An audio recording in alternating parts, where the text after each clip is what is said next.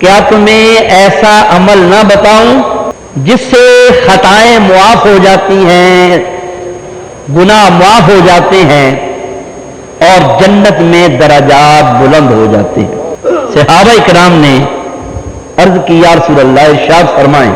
حضور علیہ السلام نے فرمایا جب وضو کرنا ناگوار گزرے، سردی ہے دل نہیں چاہتا وضو کرنے کو، اس وقت مکمل وضو کیا جائے تو گناہ معاف ہو جاتے ہیں اور جنت میں درجات بلند ہو جاتے ہیں۔ اور دوسرا کام کثرت سے مسجد کی طرف پیدل چل کر جانا، اس سے بھی گناہ معاف ہو جاتے ہیں اور درجات بلند ہو جاتے ہیں۔ یاد رکھیے حضور نے فرمایا لا صلاۃ لجار المسجد الا فی المسجد، جو مسجد کے قریب رہتا ہے اس کی نماز نہیں ہوتی جب تک کہ وہ مسجد میں آ کر نماز ادا نہ کرے۔ اما بعد فاعوذ باللہ من الشیطان الرجیم، بسم اللہ الرحمن الرحیم،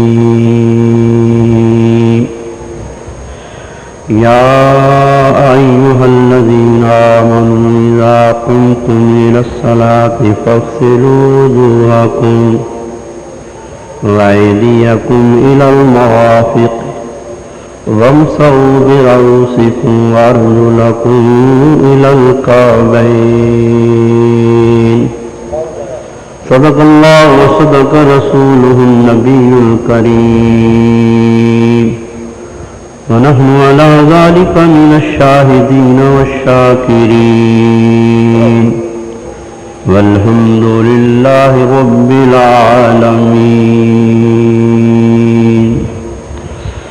فقد قال الله تبارك وتعالى في كلامه في شان حبيبه إن الله وملائكته يصلون على النبي يا أيها الذين آمنوا صلوا عليه وسلموا تسلیما۔ الصلاۃ والسلام علیک یا رسول اللہ، الصلاۃ والسلام علیک یا رحمۃ للعالمین، الصلاۃ والسلام علیک یا شفیع المذنبین۔ اہل سنت کی کیسٹوں کا مرکز مکتبہ دیوان محدث اعظم کیسٹ سینٹر نیز جامع رضویہ عرش انار کی جھیل بازار فیصل آباد، قاری محمد جہانگیر رضوی فیصل آباد۔ السلام علیکم یا رسول اللہ، الصلاۃ والسلام علیک یا رحمۃ للعالمین، الصلاۃ والسلام علیک یا شفیع المذنبین۔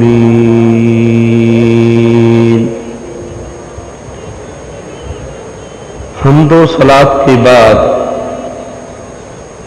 میرے نہایت ہی واجب الاحترام بزرگوں، بھائیوں اور عزیزوں، میں نے قرآن مجید کے چھٹے پارے سے کچھ کلمات طیبات تلاوت کی ہیں، ان کا ترجمہ اور واضح کے مطابق آج انشاءاللہ تبارک و تعالی وضو سے متعلقہ چند باتیں بیان کی جائیں گی، بڑی محبت، ذوق، شوق، انہماک کے ساتھ سماعت فرمائیے گا۔ وما توفیقی الا باللہ العلی العظیم۔ اللہ تعالیٰ نے ارشاد فرمایا یا ایھا الذین آمنوا، اے ایمان والو، اذا قمتم الی الصلاۃ، جب تم نماز کی طرف نماز کے لیے کھڑے ہو، فاغسلوا وجوہکم، اپنے چہروں کو دھو لیا کرو، وایدیکم الی المرافق، اور اپنے ہاتھ کونیوں تک دھو لیا کرو، وامسحوا برؤوسکم، اور اپنے سروں کا مسح کر لیا کرو، وارجلکم الی الکعبین، اور اپنے پاؤں ٹخنوں تک دھو لیا کرو۔ مضمون کی ترتیب کچھ اس طرح ہوگی، پہلے وضو کے فضائل، اس کے بعد وضو کی حکمتیں، اور اس کے بعد تیمم کی فضیلت، تیمم کا طریقہ اور تیمم کے فرائض، اور اس کے بعد اگر کسی نے موزے پہنے ہوں تو اس کے بارے میں چند باتیں بیان کی جائیں گی۔ بڑی محبت ذوق کے ساتھ سماعت فرمائیے گا۔ شروع کرتے ہیں وضو کے فضائل۔ نبی کریم علیہ الصلوۃ والسلام نے ارشاد فرمایا، یہ حدیث صحیح میں موجود ہے اور فقیہ ابو اللیث نے اس کو تنبیہ الغافلین کے اندر بھی نقل کیا ہے۔ نبی کریم علیہ السلام نے صحابہ کرام سے فرمایا، کیا تمہیں ایسا عمل نہ بتاؤں جس سے خطائیں معاف ہو جاتی ہیں، گناہ معاف ہو جاتے ہیں اور جنت میں درجات بلند ہو جاتے ہیں؟ صحابہ کرام نے عرض کی، یا رسول اللہ ارشاد فرمائیں۔ حضور علیہ السلام نے فرمایا، جب وضو کرنا ناگوار گزرے، سردی ہے، دل نہیں چاہتا وضو کرنے کو، اس وقت مکمل وضو کیا جائے تو گناہ معاف ہو جاتے ہیں اور جنت میں درجات بلند ہو جاتے ہیں۔ اور دوسرا کام، کثرت سے مسجد کی طرف پیدل چل کر جانا، اس سے بھی گناہ معاف ہو جاتے ہیں اور درجات بلند ہو جاتے ہیں۔ یاد رکھیے، حضور نے فرمایا، لا صلاۃ لجار المسجد الا فی المسجد، جو مسجد کے قریب رہتا ہے اس کی نماز نہیں ہوتی جب تک کہ وہ مسجد میں آ کر نماز ادا نہ کرے۔ ایک صحابی حضور کی بارگاہ میں، یا رسول اللہ، میرے اور مسجد کے درمیان ایک چھوٹا سا نالا بہتا ہے۔ حضور نے فرمایا، اذان کی آواز آتی ہے؟ ہاں یا رسول اللہ۔ فرمایا، تو پھر تمہیں مسجد میں جا کر نماز پڑھنی پڑے گی۔ حضور نے فرمایا، میرا دل چاہتا ہے ان لوگوں کے گھروں کو آگ لگا دوں جو مسجد میں نماز پڑھنے نہیں آتے۔ اس سے آپ اندازہ لگا لیجئے کہ جو لوگ گھروں میں نماز پڑھتے مسجد میں نہیں آتے، حضور ان پر کتنے ناراض۔ تو مسجد کی طرف پیدل چل کر آنے سے بھی گناہ معاف ہو جاتے۔ اور تیسرا عمل، نماز پڑھ لی ہے، دوسری نماز کا انتظار کیا جائے کہ کب دوسری نماز کا وقت آ جائے تاکہ میں وہ بھی ادا کروں۔ اور یہ بھی بات یاد رکھیے، انتظار الصلاۃ صلاۃ، نماز کا انتظار کرنا بھی نماز ہے۔ گویا نماز پڑھنے کے بعد نماز کا انتظار کرنا یہ بھی عبادت ہے۔ تو یہ تین کام ایسے ہیں کہ ان کے کرنے سے گناہ معاف ہو جاتے ہیں اور جنت میں درجات بلند ہو جاتے ہیں۔ ایک حدیث، دوسری حدیث، حضور نبی کریم علیہ الصلوۃ والسلام نے ارشاد فرمایا، جب آدمی وضو کرنے لگتا ہے، ہاتھوں کو دھوتا ہے تو ہاتھوں کے گناہ جو انگلیوں سے قطرے گرتے ہیں ان کے ساتھ وہ گناہ گر جاتے ہیں۔ منہ کو دھوتا ہے تو آنکھوں کے گناہ، زبان کے گناہ، چہرے کے گناہ پانی کے آخری قطرے سے گر جاتے ہیں، ختم ہو جاتے ہیں۔ سر کا مسح کرتا ہے تو سر کے گناہ، پاؤں کو دھوتا ہے تو پاؤں کے گناہ، ناک میں پانی ڈالتا ہے تو ناک کے گناہ، حتیٰ کہ جب وہ وضو کر کے ختم کرتا ہے تو اللہ اس کے سارے گناہوں کو معاف فرما دیتا ہے. اور یہ بھی بات یاد رکھیے جو آوازائے وضو سے قطرات گرتے ہیں گناہ ساتھ گر جاتے ہیں, اللہ والے ان گناہوں کو دیکھ لیا کرتے ہیں. چنانچہ اعلیٰ حضرت فاضل بریلوی رحمت اللہ تعالی علیہ کا فتاوی رضویہ جلد اول باب الوضو, امام اعظم وضو فرما رہے ہیں اور ساتھ ایک لڑکا آ کر وضو کرنے لگا.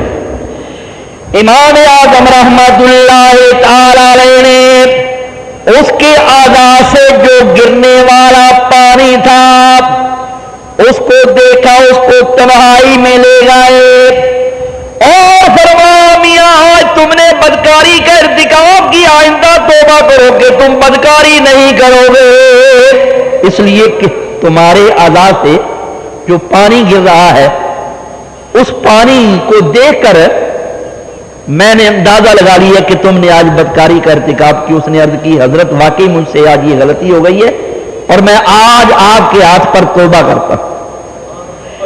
اسی طرح ایک آدمی بیٹھا ہوا وضو کر رہا ہے, آپ نے اس کے اعضائے وضو کے پانی کو دیکھ کر فرمایا میاں آج تم نے اپنے ماں باپ کی نافرمانی کی ہے. یاد رکھو ماں باپ کی نافرمانی کرنے والے کو دنیا میں بھی عذاب ہوتا ہے, قبر میں بھی عذاب ہوتا ہے اور آخرت میں بھی عذاب ہوگا.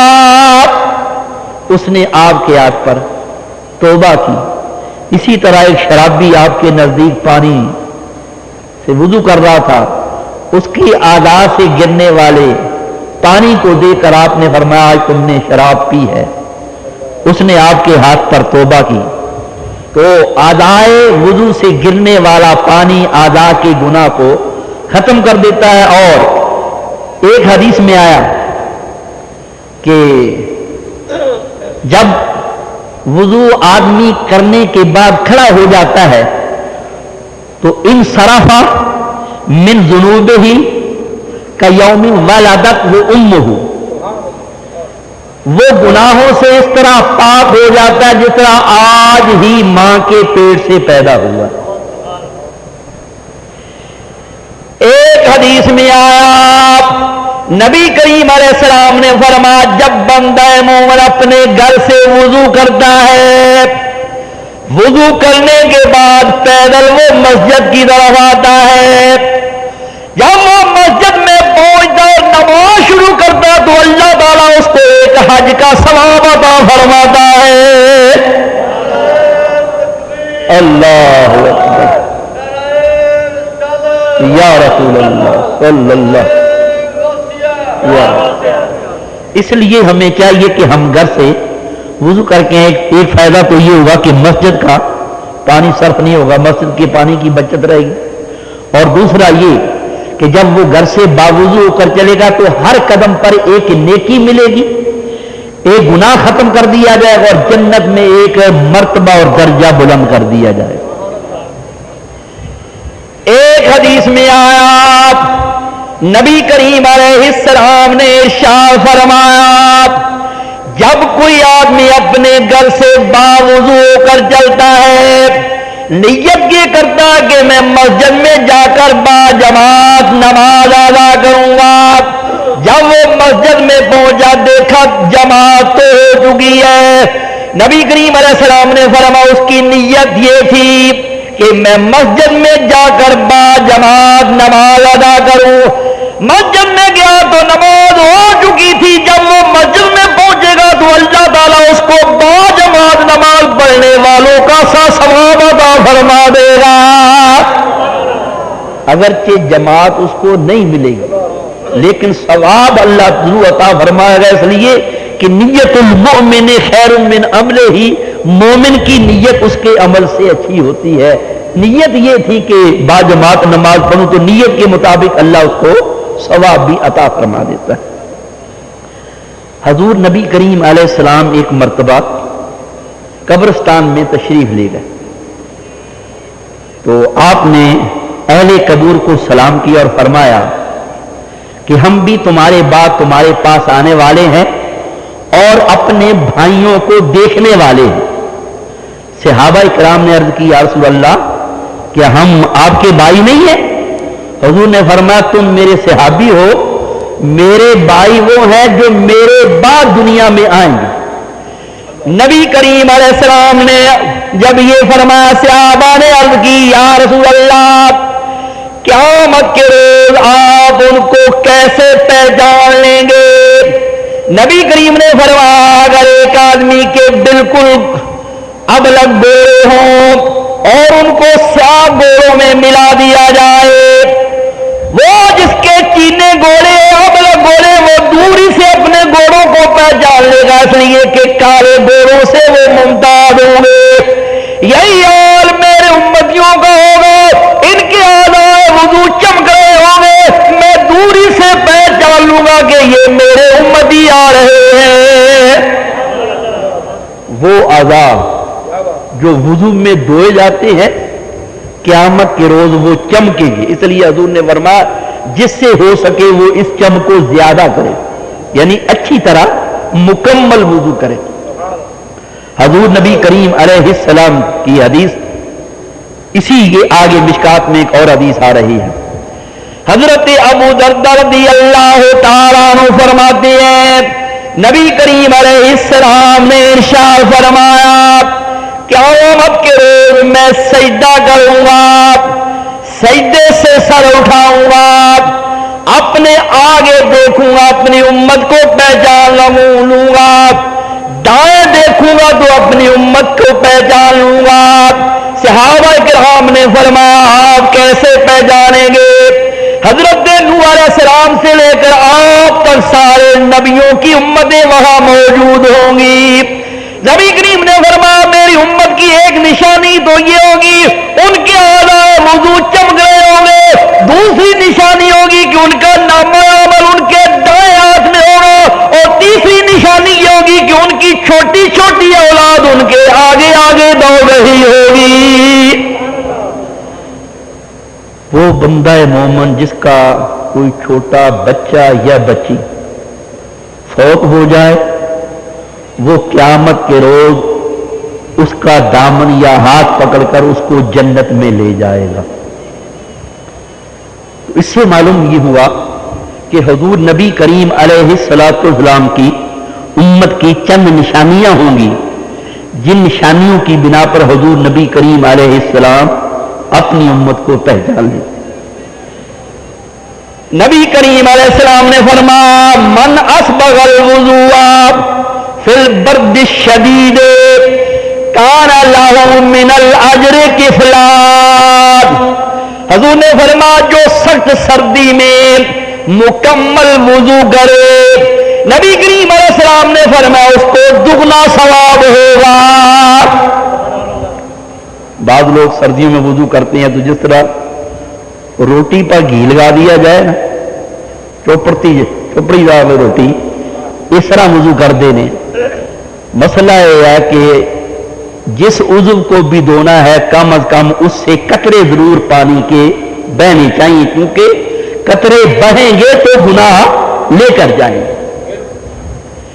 میرے دوستوں اور بزرگوں کو جب یہ حدیث پہنچی، میں نے بڑا برف سے وضو کیا کرتے تھے، پانی سے وضو نہیں کیا کرتے تھے، بلکہ اپنے اعضائے وضو کو برف سے دھو لیا کرتے تھے تاکہ مجھے زیادہ ثواب ملے۔ ایک حدیث میں آج نبی کریم علیہ السلام نے فرمایا جب وضو کرنے لگو تو بسم اللہ الرحمن الرحیم پڑھ لیا، اس لیے کہ جب کوئی بسم اللہ الرحمن الرحیم پڑھ کر وضو کرتا ہے تو جو اعضاء دھوئے ہیں وہ بھی پاک ہو جاتے ہیں، اور جو وضو میں نہیں دھوئے جاتے وہ بھی پاک ہو جاتے ہیں، گویا سارا جسم ہی اس کا پاک ہو جاتا ہے۔ حضور نبی کریم علیہ السلام کی حدیث راوی حضرت فاروق اعظم، آپ نے ارشاد فرمایا جب کوئی مکمل وضو کرتا ہے اور پھر پڑھتا اشہد ان لا الہ الا اللہ وحدہ لا شریک لہ واشہد ان محمدا عبدہ ورسولہ، کلمہ شہادت پڑھتا جب قیامت کا روز ہوگا، اللہ فرمایا وضو کے بعد کلمہ شہادت پڑھنے والے یہ جنت کے 8 دروازے تیرے لیے کھلے ہیں، جس دروازے سے چاہے جنت میں داخل ہو جا۔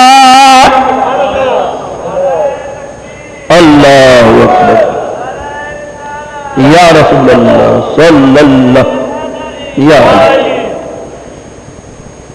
فقی ابو اللیث نے تنبیہ الغافلین کے اندر لکھا کہ فاروق اعظم نے ایک آدمی بھیجا مصر کی طرف، جاؤ مصر والوں کو کہہ دو کہ اس سال حج کا زمانہ آئے تو کعبہ کا غلاف تمہارے ذمے ہے، تم کعبہ کا غلاف بنا کر لاؤ۔ وہ آدمی جب چلا تو راستے میں ایک جنگل آیا، دیکھا آدمی جب چلا تو راستے میں ایک جنگل آیا، دیکھا اس جنگل میں ایک گرجا ہے اور اس میں ایک پادری تھا جس کے متعلق مشہور تھا کہ اس کو پرانی کتابوں کا بہت علم حاصل ہے۔ اس نے کہا چلو ذرا سانس بھی لے لیں گے اور اس سے کچھ علم کی باتیں بھی سن لیں گے۔ اس نے جا کر پادری صاحب کا دروازہ کھڑکھڑایا، اندر سے آواز نہ آئی، پھر دروازہ کھلتا ہے پھر کوئی آواز نہیں، یہ کھڑا رہا دھوپ میں۔ کافی دیر کے بعد پادری صاحب نے دروازہ کھولا، انہوں نے کہا کہ جناب میں اتنی دیر سے یہاں ٹھہرا ہوں اور آپ نے مجھے آتے ہوئے دیکھ بھی لیا، لیکن کیا بات ہے کہ آپ نے دروازہ نہیں کھولا؟ پادری نے کہا ہمارے نبی حضرت موسیٰ علیہ نبینا علیہ السلام پر اللہ تعالیٰ نے وحی نازل کی، اے موسیٰ اگر سلطان وقت کا کسی کو ڈر ہو، خلیفہ وقت کا کسی کو ڈر ہو، وہ خود بھی وضو کر لے، اپنے اہل و عیال کو بھی وضو کا حکم دے، وضو کے بعد 2 رکعتیں پڑھے گا تو سلطان کا خوف دور ہو جائے گا۔ ہم نے دیکھ لیا تھا کہ تو خلیفہ وقت کی طرف سے آ رہا ہے، اس لیے میں نے خود بھی وضو کیا، اپنے گھر والوں کو بھی وضو کرنے کا حکم دیا اور اس کے بعد ہم نے 2 رکعتیں پڑھی، اس لیے دیر ہو گئی تھی، ہم نے دیر کے بعد دروازہ کھلا۔ تو معلوم یہ ہوا کہ اگر کسی کو حاکم وقت کا خوف ہو تو وہ خود بھی وضو کرے، اپنے اہل و عیال کو بھی وضو کرائے اور اس کے بعد 2 رکعتیں پڑھے۔ وضو کی برکت سے اور 2 رکعتوں کی برکت سے اللہ اس کا خوف زائل فرما دے گا۔ حضرت عبداللہ ابن عمر رضی اللہ تعالیٰ عنہ فرماتے ہیں نبی کریم علیہ السلام نے فرمایا جو وضو پر وضو کرتا ہے، یاد رکھو وضو کیا ہے، کوئی عبادت کا نہیں، مثلا ایک نماز پڑھ لی ابھی وضو باقی ہے، وہ چاہے تو اسی سے دوسری نماز بھی پڑھ سکتا ہے، لیکن وہ تازہ وضو کر لیتا ہے۔ حضور نے فرمایا الوضو علی الوضو، وضو نور علی نور، وضو پر وضو کیا جائے تو یہ نور پر نور ہے۔ کان النبی صلی اللہ علیہ وسلم یتوضا عند کل صلاۃ، نبی کریم علیہ السلام کی عادت مبارکہ یہ تھی کہ آپ ہر نماز کے لیے نیا وضو کیا کرتے تھے۔ مسئلہ تو یہ ہے کہ جب وضو کرو تو ہاتھ کو کونی تک دھونا چاہیے، لیکن حضرت ابو ہریرہ رضی اللہ تعالیٰ عنہ آپ کونی تک ہاتھ نہیں دھوتے بلکہ کندھے تک ہاتھ دھوتے۔ کسی نے پوچھا کہ اللہ کا حکم تو یہ ہے کہ کونی تک دھونا چاہیے اور آپ کندھے تک دھوتے ہیں۔ آپ نے ارشاد فرمایا میں نے نبی کریم علیہ السلام سے حدیث سنی ہے، حضور نبی کریم علیہ السلام نے فرمایا جہاں تک بندہ مومن اپنے ہاتھ دے گا وہاں تک قیامت کے روز اس کے ہاتھوں میں جنتی زیور پہنائے جائیں گے۔ اللہ اکبر یا رسول میں کندھوں تک اپنے ہاتھ اس لیے دھوتا ہوں کہ قیامت کے روز اللہ مجھ پر کرم کرے گا، میرے ہاتھوں میں کندھوں تک جنتی زیورات مجھے پہنا دے گا۔ حضرت انس بن مالک رضی اللہ تعالی فرماتے نبی کریم علیہ السلام نے ارشاد فرمایا کہ جب آدمی وضو کرتا ہے اعضاء کو ایک ایک مرتبہ دھوتا ہے تو اس کا وضو ہو گیا، لیکن اگر وہ 2 مرتبہ دھوتا ہے مثلا ہاتھ اس نے 2 مرتبہ دھوئے ہیں تو اس کو دگنا ثواب ہوگا، اور اگر 3 مرتبہ اعضاء کو دھوئے تو حضور نے فرمایا یہ میرا اور مجھ سے پہلے نبیوں کا طریقہ ہے، اعضاء وضو کو 3 مرتبہ دھونا۔ حضرت بلال حبشی رضی اللہ تعالیٰ عنہ سے نبی کریم علیہ السلام نے فرمایا بلال لبیک یا رسول اللہ، تم کون سا عمل کرتے ہو؟ میں نے جب جنت میں داخل ہوا تو دیکھا کہ میرے آگے آگے تمہارے پاؤں کی مجھے آہٹ سنائی دے رہی ہے۔ یہ جو حدیث ہے اس پر ہمارے محدثین نے، علماء کرام نے بحث کی کہ حضور معراج کی رات جب جنت میں داخل ہوئے تو بلال حبشی کے پاؤں کی آہٹ کو نبی کریم علیہ الصلوۃ والسلام نے اپنے آگے آگے سنا۔ ہمارے علماء کرام نے فرمایا اس حدیث کے 3 مطلب ہیں۔ پہلا مطلب یہ کہ نبی کریم علیہ السلام جنت میں ہیں، بلال حبشی مکہ معظمہ کی گلیوں میں چلتے ہوئے حرم کعبہ میں نماز تہجد پڑھنے کے لیے آ رہے ہیں۔ حضور اتنی دور جنت میں موجود ہیں، آپ نے بلال حبشی کے پاؤں کی آہٹ کو دنیا سے سن لیا، زمین سے سن لیا۔ میرے دوستوں بزرگوں غور فرمائیے، نبی کریم اتنی دور جنت میں، بلال حبشی زمین پر چل رہے ہیں، وہ اللہ کا نبی اتنی دور رہ کر زمین سے بلال حبشی کے پاؤں کی آہٹ کو سن سکتا ہے، وہ اپنے غلاموں کا درود و سلام بھی سن سکتا ہے۔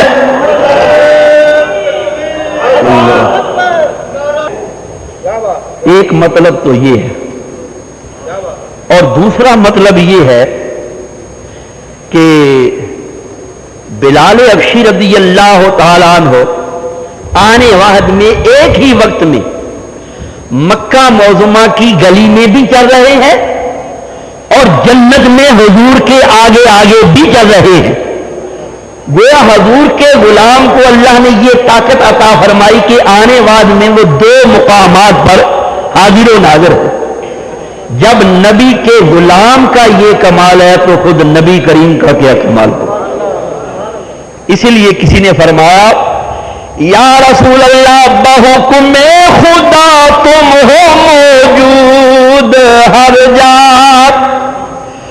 بحکم خدا تم ہو موجود ہر جا، بظاہر ہے طیبہ ٹھکانہ تمہارا، بظاہر ہے طیبہ ٹھکانہ تمہارا۔ اور تیسرا مطلب یہ ہے کہ قیامت کا روز ہوگا، حضور جنتی ناکہ پر سوار ہوں گے اور بلال حبشی نے اس ناکہ کی، اس جنتی سواری کی، جنتی اونٹنی کی مہار پکڑی ہوگی۔ اب اگر کسی نے کسی اونٹ کی مہار پکڑی ہوئی ہو اور اونٹ پر کوئی سوار ہو اور کسی مکان میں داخل ہونا چاہتے ہیں، کسی حویلی میں داخل ہونا چاہتے ہیں، تو بولو اونٹ کا سوار پہلے داخل ہوگا یا جس نے مہار پکڑی وہ پہلے داخل ہو؟ جس نے مہار پکڑی تھی۔ معلوم ہوا قیامت کے بلال حبشی رضی اللہ تعالیٰ عنہ ہمارے نبی کریم علیہ السلام سے بھی پہلے جنت میں داخل ہوں گے، لیکن یاد رکھو یہ بلال حبشی کا کمال نہیں ہے، یہ ہمارے نبی کریم کی غلامی کا کمال ہے۔ بلال حبشی آگے آگے ہوں گے اور اونٹ پر ہوں گے، اونٹنی پر ہوں گے۔ اس وقت جو بلال حبشی کے پاؤں کی آہٹ پیدا ہوگی، حضور نے اس آہٹ کو معراج کی رات سن لیا، یعنی آہٹ تو پیدا ہونی ہے قیامت کے روز، اور اللہ کا نبی اس کو پہلے ہی سن رہا ہے۔ جو اللہ کا نبی آواز کے پیدا ہونے سے پہلے اس آواز کو سن سکتا ہے، وہ درود و سلام کی آواز پیدا ہونے کے بعد بھی اس آواز کو سن سکتا ہے۔ حضور نبی کریم علیہ الصلوۃ والسلام نے معراج کی رات حوروں کی سردار سے بھی ملاقات کی. حوروں کی سردار نے عرض کی یا رسول اللہ ہماری بڑی خوش قسمتی کہ آپ تشریف لائے ہوئے ہیں, مجھے کچھ انعام ملنا چاہیے. حضور نے فرمایا جاؤ ہم نے تمہیں بلال افشی دے دی.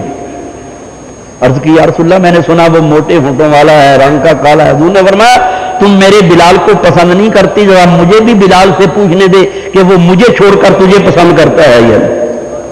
حضور تشریف لائے, بلال لبیک یا رسول اللہ ہم نے حوروں کی سردار کے ساتھ تمہاری شادی کر دی, اگر وہ ہوں ساڑھے جا کے یا رسول اللہ تہاڈی بڑی مہربانی اور مینوں کی چاہیے. لیکن وہ بلال افشی تھے, انہوں نے زبان آل سے کہا یا رسول اللہ جے لاکھ ہونا یاد والا تے مینوں آل وخاؤ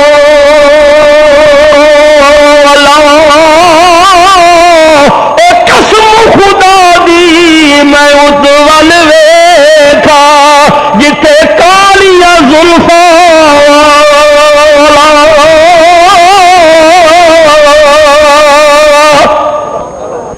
میں نے اپنے آگے آگے تمہارے پاؤں کی آہٹ کو سنا ہے.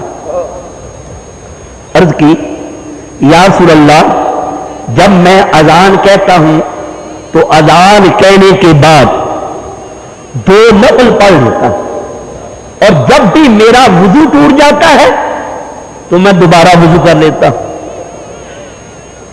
مسئلہ یاد رکھیے, ہمیشہ باوضو رہنا یہ مستحب ہے, فرض نہیں ہے, واجب نہیں ہے, سنت موقدہ نہیں ہے, مستحب امر ہے.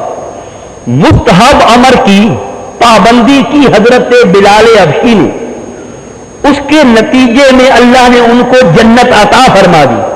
معلوم ہوا اگر مستحب عمل بھی لگاتار متواتر کیا جائے تو اس مستحب سے خوش ہو کر بھی اللہ جنت عطا. اذان سے پہلے الصلاۃ والسلام علیکہ یا رسول اللہ پڑھنا کوئی فرض نہیں ہے, واجب نہیں ہے, سنت موقدہ نہیں ہے, بلکہ مستحب ہے. ہم اس پر ہمیشہ اس لیے کرتے ہیں کہ یہ حدیث ہمارے سامنے ہے. جس طرح بلال حبشی نے مستحب عمل پر بار بار عمل کیا, اللہ نے ان کو جنت عطا فرمائی. ہم بھی ہر نماز کے بعد الصلاۃ والسلام علیکہ یا رسول اللہ اس لیے پڑھتے ہیں کہ ہو سکتا ہے اس مستحب عمل کی وجہ سے اللہ ہمیں بھی جنت عطا فرما دے. اللہ یا رسول اللہ صلی یا سنو مسئلہ. نبی کریم نے فرمایا لا یحافظ علی الوضوء الا مومن, ہمیشہ وضو کی حفاظت وہ کرے گا جو مومن ہوگا. معلوم ہوا ہمیشہ باوضو رہنا یہ ایمان کی نشانی, یہ بندہ مومن کی نشانی. نبی کریم علیہ السلام نے فرمایا جو ہمیشہ باوضو رہتا ہے جب بھی وضو ٹوٹ جائے وضو دوبارہ کر لیتا ہے. نبی کریم علیہ السلام نے فرمایا جب اس کو موت آئے گی تو اللہ تعالیٰ اس کو شہادت کی موت عطا فرمائے گا. پھر جب آدمی رات کو سونے لگے تو حضور نے فرمایا وضو کر لیا کرو, اس لیے کہ جب آدمی باوضو ہو کر سوتا ہے تو اللہ اس کے سرانے ایک فرشتہ مقرر کر دیتا ہے جو ساری رات اس کی بخشش کے لیے دعائیں مانگتا ہے. میر عبد الواحد بلگرامی رحمت اللہ تعالی لکھا جو ہمیشہ باوضو رہتا ہے اللہ اس کو بڑے فائدے دیتا ہے. سنو فائدے گنتے جانے. پہلا فائدہ جو ہمیشہ باوضو رہتا اللہ کے فرشتے اس کی صحبت میں رہنا پسند کرتے ہیں. وہ تمنا کرتے ہیں کہ یا اللہ یہ تیرا بندہ ہمیشہ باوضو رہتا ہے, ہمارا دل چاہتا کہ ہم اس کے قریب رہیں. ایک فائدہ جو آدمی ہمیشہ باوضو رہتا ہے اللہ تعالیٰ کو فرشتوں کی ڈیوٹی لگا دیتا ہے کہ اے فرشتوں یہ جو باوضو رہنے والا میرا بندہ ہے جنوں فرشتوں سے اور بری مخلوق سے اس کی حفاظت کرتے رہنا. دو فائدے. یہ جو کرامن کاتبین ہے، جب تک آدمی باوضو رہتا ہے، وضو نہیں ٹوٹتا. نبی کریم نے فرمایا ان فرشتوں کا قلم نیکیاں لکھتا رہتا ہے. جب تک وضو نہیں ٹوٹتا ان کا قلم چلتا رہتا ہے، نیکیاں لکھتے رہتے. 3 فائدے. چوتھا فائدہ، وہ آدمی جو ہمیشہ باوضو رہتا ہے وہ اللہ تعالیٰ کی امان میں رہتا ہے، اس کی حفاظت اللہ کے ذمہ ہوتی. ایک فائدہ اور، جو آدمی ہمیشہ باوضو رہتا ہے اس کی تکبیر اولا فوت نہیں ہوتی. پہلی تکبیر یعنی امام جب نیت باندھ کر قرات کرتا ہے تو پہلی تکبیر اس وقت تک رہتی جب وہ رکوع میں نہیں چلا جاتا. تو جو ہمیشہ باوضو رہتا ہے اس کی تکبیر پہلی جو ہے وہ فوت نہیں ہوتی. حضرت امام اعظم رحمت اللہ تعالی علیہ کے استاد حضرت سلیمان العامش 70 سال تک ان کی تکبیر اولا فوت نہیں ہوئی. 70 سال تک جو نماز پڑھی ہے تو ان کی پہلی تکبیر جو ہے وہ فوت نہیں ہوئی. تیسرا ایک فائدہ اور، جو ہمیشہ باوضو رہتا ہے اللہ تعالیٰ اس پر یہ کرم کرتا ہے جب اس پر موت کے بادل منڈلانے لگتے ہیں نزا کا عالم طاری ہوتا ہے. نبی کریم علیہ السلام نے فرمایا اس پر نزا کا عالم آسان کر دیا جاتا ہے. جب نزا کا عالم طاری ہوتا ہے اس پر آسانی کر دی جاتی ہے ہمیں ہمیشہ باوضو رہنے کے صدقے سے. ایک حدیث میں آیا کہ جو ہم وضو کرتا ہے، نبی کریم علیہ السلام کی یہ حدیث ہے، اور اچھی طرح مکمل وضو کر کے پھر بڑی توجہ کے ساتھ 2 رکعتیں پڑھتا ہے، نبی کریم علیہ السلام نے فرمایا اللہ تعالیٰ اس پر جنت کو واجب کر دیتا ہے. یہ 8 گھنٹہ میں نے بلکہ 35 منٹ میں نے وضو کے فضائل بیان کی. اب سنیے وضو کی حکمتیں، سنو بھائی بڑی توجہ کے ساتھ.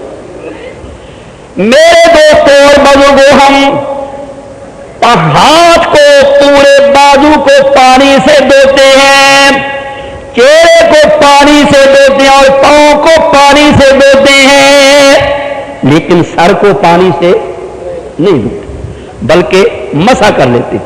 سنو بڑی توجہ کے ساتھ کیا حکمت ہے. سر کو کیوں نہیں دھونا چاہیے؟ جب وضو کی آیت میں سر بھی شامل ہے تو اس کو کیوں نہیں دھونا چاہیے؟ وجہ کیا ہے؟ تو سنو بھائی، اللہ جانتا تھا مسلمان پوری دنیا میں پھیل جائیں گے اور دنیا کے بعض ممالک ایسے ہیں جہاں سارا سال سردی پڑتی ہے. مثلا امریکہ میں ہونولولو جزیرے ہیں جہاں سارا سال برف پڑتی ہے اور وہاں بھی مسلمان موجود ہیں، اور اس علاقے میں اگر ان کو 5 مرتبہ سر دھونا پڑ جائے تو بولو سر صاحب ہوگا یا نہیں؟ یعنی سر جب 5 مرتبہ بھیگ جائے گا تو وہ ان کی ہلاکت اور موت کا سبب ہوگا یا نہیں؟ اس لیے اللہ نے امت مصطفیٰ پر یہ آسانی پیدا فرمائی کہ سر نہیں دھونا، سر کو صرف اپنا ہاتھ تر کر کے سر پر مسح کر لینا ہے، بس تمہارا وضو ہو جائے. اچھا اور دیکھیں، وضو اگر نہ ہو سکے، پانی نہیں ملتا تو حکم یہ ہے کہ تیمم کر لیا کرو. تیمم کے لیے سنو ذرا غور سے، کس سے کرنا چاہیے؟ ہر وہ چیز جو آگ میں ڈالنے سے نہ جلے اور نہ گلے. کپڑا جل جاتا ہے، لکڑی جل جاتی ہے، لوہا گل جاتا ہے، چاندی اور پیتل گل جاتا ہے. ہر وہ چیز جو اد قسم میں مٹی ہے اس سے تیمم جائز ہے. یا پانی سے وضو کرو یا مٹی سے تیمم کرو. اب سوال یہ پیدا ہوتا ہے یہ 2 چیزیں کیوں مقرر ہوئی ہیں؟ کوئی اور چیز بھی مقرر ہونی چاہیے تھی، یہ پانی اور مٹی کیوں مقرر ہوئی؟ میرے دوستوں اور بزرگوں، اس کی وجہ یہ ہے اللہ تعالیٰ نے حضرت ملک الموت کو حکم دیا دنیا میں جہاں جہاں قبرستان بننے والے ہیں وہاں کی مٹی اکٹھی کرو، ہم اس سے آدم کا وجود تیار کرنا چاہتے ہیں۔ انہوں نے اس طرح ہاتھ مارا اور جہاں قیامت تک قبرستان بننے والے تھے وہاں کی مٹی وادی نعمان میں اکٹھی کر دی۔ اب اللہ نے اس پر 40 روز تک بارش برسائی، 39 دن غم کی بارش برسی، 1 دن خوشی کی بارش برسی۔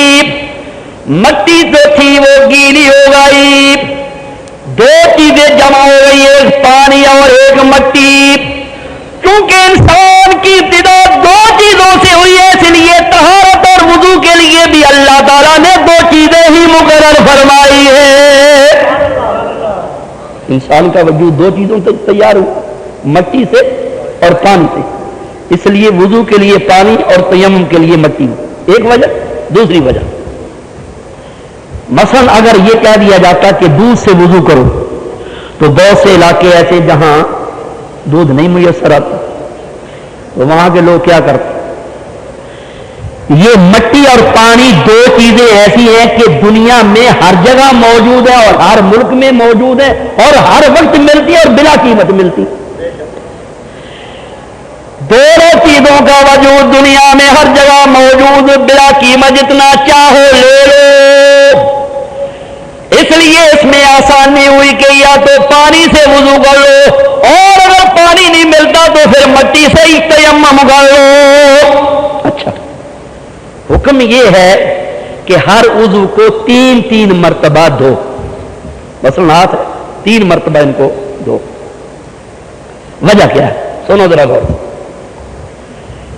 جس طرح 3 مرتبہ اعضائے وضو کو دھویا جاتا ہے اور انسان پاک ہو جاتا ہے، ایک ہے ظاہری نجاست اور ایک ہے باطنی نجاست۔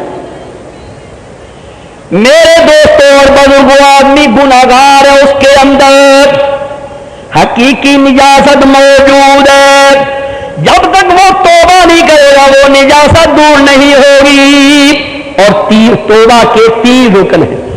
مثلا ایک آدمی نماز نہیں پڑھتا، گناہ کرتا ہے، تو اس کی توبہ کی صورت یہ ہے کہ وہ گناہ جو کرتا ہے اس کو چھوڑ دے، آئندہ گناہ نہ کرنے کا پکا ارادہ کر لے اور پشیمان ہو، ندامت محسوس کرے کہ مجھ سے یہ گناہ کیوں ہو گیا۔ یہ توبہ کے 3 ارکان ہیں، اس لیے ہر اعضائے وضو کو، عضو وضو کو 3 مرتبہ دھویا جاتا ہے۔ یہ اشارہ جس طرح ہر عضو کو 3 مرتبہ دھونا چاہیے، اسی طرح توبہ کے بھی 3 ارکان ہیں۔ ان 3 ارکان کی تکمیل کے بغیر توبہ قبول ہوتی نہیں۔ اچھا، وضو کے 4 فرض، سنو ذرا، چہرہ دھونا، ادھر دیکھیے، یہ جو کن پٹی ہے، اس کن پٹی سے لے کر اس کن پٹی تک یہ اس طرح، اور جہاں عادتاً بال اگنے شروع ہوتے ہیں وہاں سے لے کر تھوڑی تک یہ درمیانی حصہ چہرہ جو ہے، اگر ایک سوئی کے نکے کے برابر بھی، بال برابر بھی کوئی جگہ سوکھی رہے گی تو وضو نہیں۔ ایک فرض یہ ہے۔ دوسرا، ہاتھ بڑی انگلی سے لے کر کونی سمیت مکمل اس کو دھونا، 2 فرض۔ اور تیسرا ہے چوتھائی سر کا مسح کرنا، اور چوتھا ہے ٹخنوں تک پاؤں دھونا۔ یہ 4 فرض کیوں؟ سنو ذرا بات۔ پہلی وجہ یہ ہے کہ ان 4 چیزوں کے دھونے کا قرآن نے حکم دیا، اس لیے 4 چیزیں فرض قرار پائیں۔ میرے دوستوں اور بزرگوں، میں نے پہلے بھی بیان کیا تھا، آج پھر بیان کر دیتا ہوں اس سے مضمون، اس لیے کہ یہ مضمون سے متعلقہ ہے۔ جب اللہ نے حضرت آدم علیہ السلام اور حضرت حوا کو جنت میں داخل کیا، حکم ہوا وَلَا تَقْرَبَا هَٰذِهِ الشَّجَرَةَ فَتَكُونَا مِنَ الظَّالِمِينَ۔ اے آدم، اے حوا، خبردار اس درخت کے قریب نہیں جانا۔ لیکن शैतान के वरगलाने से हव्वा गई, आदम अलैहिस्सलाम भी गए। तो जब हजरत आदम अलैहिस्सलाम उस दरख्त के करीब गए तो उस दरख्त की शाख आपके सर को लगी। आपने उस दरख्त के फल को आंखों से देखा, और आंख होती है चेहरे में, और पांव से चलकर उस दरख्त के करीब गए और हाथों से फल को तोड़ा। गोया उस फल के हासिल करने में ये 4 जिस्म के हिस्से मसरूफ हुए, इसलिए चारों का दोना वुजू में फर्ज करार पाया। आंखों से देखा, और आंख होती है चेहरे में, और पांव से चलकर उस दरख्त के करीब गए और हाथों से फल को तोड़ा। गोया उस फल के हासिल करने में ये 4 जिस्म के हिस्से मसरूफ हुए, इसलिए चारों का दोना वुजू में फर्ज करार पाया। मेरे दोस्तों और बुजुर्गों, गौर फरमाइएगा, वुजू में 7 आदाब दे जाते हैं। सुनो, हाथ, पांव, जुबान, नाक, कान और सर में दिमाग, शर्मगाह, ये 7 चीजें दे जाती हैं। इसकी वजह क्या है, फरमाइएगा। ये शर्मगाह की जगह असल में ये नाक है। 7 चीजें शर्मगाह वुजू में नहीं दो जाती, वो इस्तिंजा पहले कर दी जाती। ये 7 जो है वो वुजू में दे जाते हैं। वजह क्या है? इंसान का जिस्म 7 चीजों से बना है। गोश्त, पोस्ट, हड्डियां, मगज, खून, रगे और पट्टी। कितनी चीजें हो गई? बोलो 7। इंसान का जिस्म 7 चीजों से बना है। वो अल्लाह ने फरमाया, ऐ मेरे बंदे, अगर तू बिस्मिल्लाह पढ़कर ये 7 उज़्व देगा तो तेरे सारे जिस्म के जो 7 हिस्से हैं उनको हम पाक कर देंगे। एक मतलब जहन्नम के 7 तबके हैं।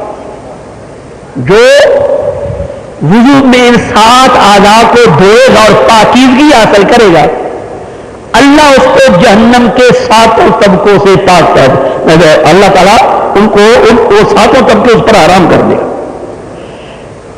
नमाज के 7 फर्ज है।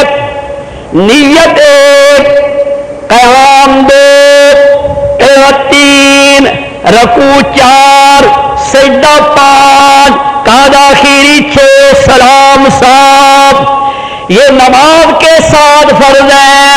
वो अल्लाह ने फरमाया, ऐ मेरे बंदे, कामिल वुजू करके 7 आज़ा को धोना तेरा काम है।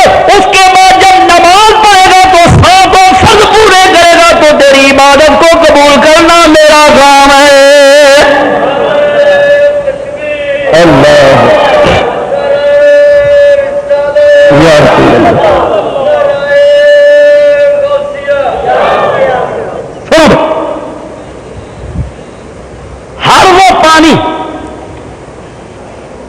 जिसका ना रंग बदला हो, ना मजा बदला हो और ना उसमें बदबू पैदा हुई हो, उससे वुजू करना जायज है। यही वजह है आला हज़रत अज़ीमुल बरकत इमाम अहले सुन्नत ने बड़ी प्यारी बात लिखी। फरमाते हैं, हम सबसे पहले हाथ में पानी लेते हैं और आंखों से देखते हैं ताकि देखें कि इसका रंग तो नहीं बदला। फिर मुंह में डालते, कुली करते, इसमें हिकमत यह कि देखें इसका मजा तो नहीं बदला।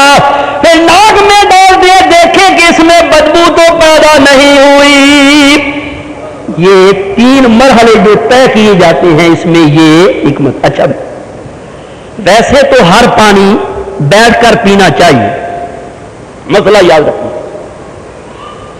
बाद आजकल जो ये फैशनेबल तबका है, जो पैंट पहनते हैं और आधे बाजू की कमीज पहनते हैं, याद रखो आधे बाजू की कमीज पहनकर नमाज पढ़ना मकरूह है। और आला हज़रत अज़ीमुल बरकत इमाम अहले सुन्नत फरमाते हैं, फुक़हा का ये कायदा है कि जब वो मुतलकन मकरूह का लफ्ज इस्तेमाल करते हैं तो उससे मुराद मकरूह तहरीमी होता है। تو یہ بڑا جدید پڑھا لکھا طبقہ جو ہے یہ تو بائیں ہاتھ سے پانی پیتا ہے، یہ فیشن سمجھتے ہیں۔ یاد رکھو نبی کریم علیہ السلام نے فرمایا بائیں ہاتھ سے کھانا اور پینا یہ شیطان کا کام ہے، اور مومن کا کام یہ ہے کہ وہ دائیں ہاتھ سے کھاتا اور دائیں ہاتھ سے، ایک تو یہ بائیں سے بوتل پکڑیں گے پیئیں گے اور گپے ہانکیں گے، اور دوسرا یہ کہ یہ پانی کھڑے ہو کر پیتے ہیں، یہ بھی خلاف سنت ہے۔ سارے پانی بیٹھ کر پینے چاہیے، لیکن دو پانی ایسے ہیں ان کو کھڑے ہو کر پینا نبی کریم علیہ السلام کی سنت ہے۔ مثلا کوئی حج کرنے کے لیے گیا ہے، عمرہ کرنے کے لیے گیا ہے، وہ آب زمزم لایا، تو آب زمزم کھڑے ہو کر پینا نبی کریم کی سنت ہے۔ کیوں؟ حکیم لوگ، ڈاکٹر لوگ یہ کہتے ہیں کہ جو پانی کھڑے ہو کر پیا جائے وہ سارے جسم میں سرات کر جاتا ہے، کیونکہ آب زمزم برکت والا پانی ہے، اس لیے حکم یہ کہ کھڑے ہو کر پی لو تاکہ برکت تمہارے سارے جسم میں سرات کر دے۔ اور دوسرا پانی، آپ نے برتن میں وضو کے لیے پانی ڈالا ہے، وضو کر لیا ہے، کچھ پانی بچ گیا ہے، نبی کریم علیہ السلام نے فرمایا وہ جو پانی بچ گیا کھڑے ہو کر پیو، اگر کھڑے ہو کر پیو گے تو کئی بیماریوں کا خود بخود علاج ہو جائے گا۔ مسئلہ یاد رکھیے، یہ جو ہم کھڑے ہو کر پانی وضو کا بچا ہوا پانی پیتے ہیں، اس میں کیا ہے؟ جیسے کہ میں نے پہلے عرض کیا اگر بسم اللہ پڑھ کر وضو کیا جائے تو سارا جسم پاک ہو جاتا ہے۔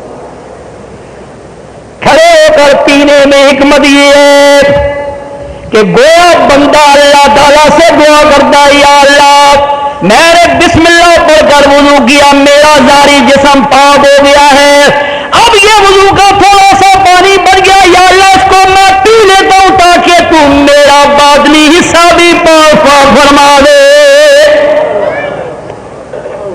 اچھا اور دیکھیے گا، جب وضو کیا جاتا ہے تو ہاتھ کوڑیوں تک دھوئے جاتے، سنو وجہ کیا ہے؟ یہ ہاتھ جو ہے ان سے رگیں چلتی ہیں اور سیدھی جگر اور دل میں پہنچتی، کچھ رگیں ہیں جو انگلیوں سے چلتی ہیں، کچھ رگیں ہیں جو ہاتھ کے اوپر کے حصے سے چلتی ہیں، اور کچھ رگیں ہیں جو کونی کے قریب سے چلتی ہیں۔ اس لیے حکم یہ ہے کہ کونیوں تک ہاتھوں کو دھویا جائے، جب ٹھنڈا پانی ان رگوں پر پہنچے گا تو ٹھنڈک جگر اور دل کو پہنچے گی، اور جگر اور دل کو ٹھنڈک پہنچے تو حکیم لوگ کہتے ہیں کہ دل قوی ہو جاتا ہے، جگر طاقتور ہو جاتا ہے۔ اس لیے حکم یہ ہے کہ کونیوں تک ہاتھ دو تاکہ تمہارا دل اور جگر جو ہے وہ قوی ہو۔ اور جو دھوتے ہیں تو ٹخنوں تک دھوتے، اس کی وجہ کیا ہے؟ کچھ رگیں جو ہیں وہ انگلیوں سے شروع ہوتی ہیں، کچھ پاؤں کی اوپر والی سطح سے، اور کچھ ٹخنوں سے شروع ہوتی ہیں اور سیدھی یہ دماغ تک پہنچتی ہیں۔ ان کو دھویا جاتا ہے تاکہ ٹھنڈک رگوں کے ذریعے سے دماغ تک پہنچے اور دماغ میں گرمی جو ہے وہ کم ہو جائے۔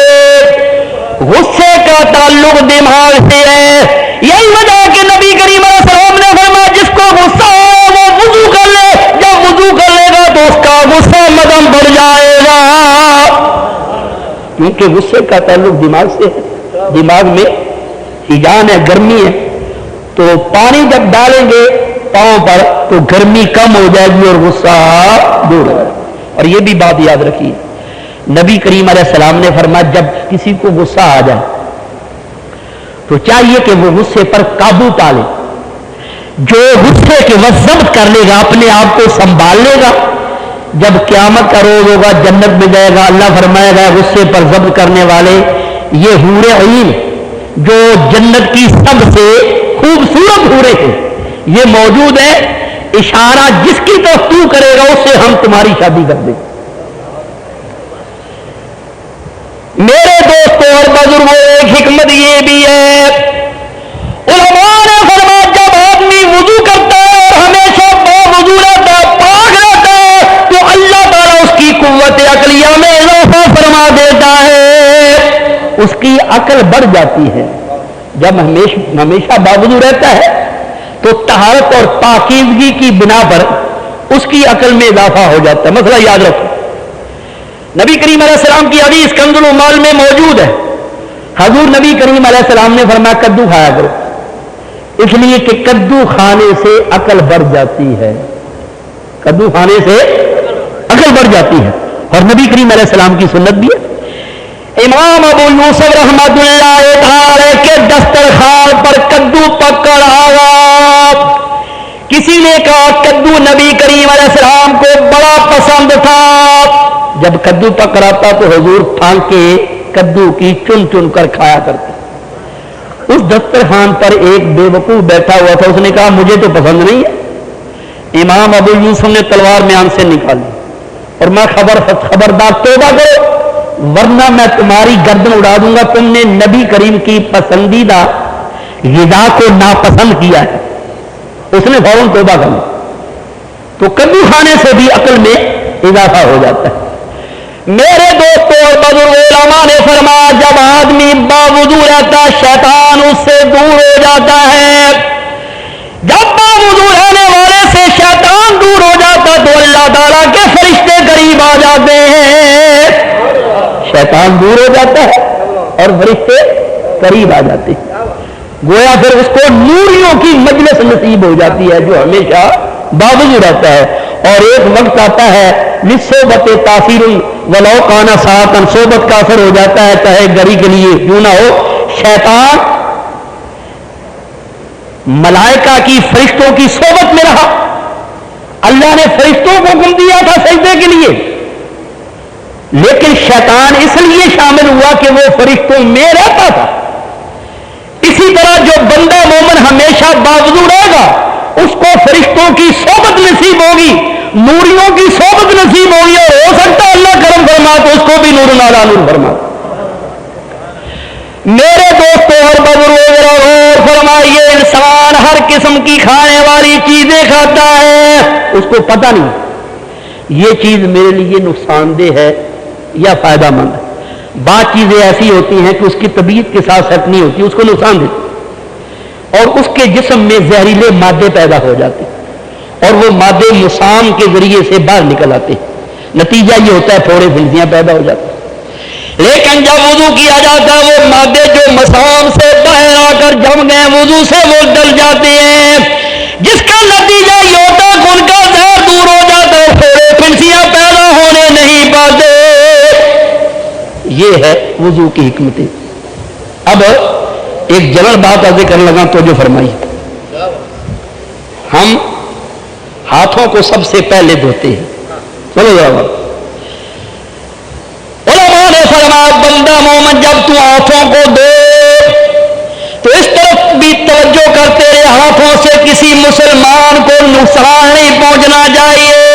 ان ہاتھوں سے چوری کرنے سے توبہ کر, ان ہاتھوں سے کسی کو اذیت پہنچانے سے توبہ کر, ان ہاتھوں سے مسلمان بھائی کو قتل کرنے سے توبہ کر.